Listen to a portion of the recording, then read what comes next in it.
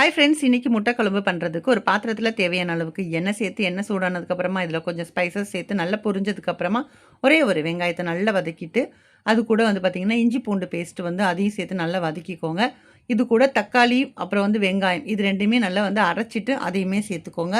இப்போ இது எல்லாத்தோட பச்சை வாசனை போகிற அளவுக்கு நல்லா வதக்கிக்கோங்க. தேவையான அளவுக்கு உப்பு, 2 டீஸ்பூன் தனியா பவுடர், 1 1/2 டீஸ்பூன் வந்து மிளகாத்தூள், கொஞ்சமாக வந்து வீட்டில் அரைக்கிற மசால் பொடி இருக்கும் இல்லையா, அதுலேருந்து 1 டீஸ்பூன் வந்து சேர்த்துட்டு நல்லா மிக்ஸ் பண்ணிக்கோங்க.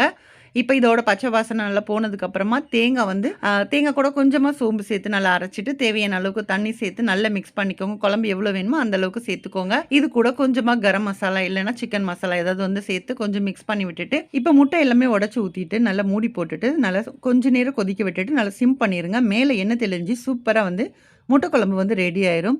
இறக்குறதுக்கு முன்னாடி கொஞ்சமாக கொத்தமல்லி இலை தூவி இறக்கிட்டிங்கன்னா சூப்பரான முட்டை குழம்பு ரெடி. இந்த வீடியோ உங்களுக்கு பிடிச்சிருந்துச்சுன்னா லைக் பண்ணுங்கள், ஷேர் பண்ணுங்கள், சப்ஸ்கிரைப் பண்ணுங்கள்.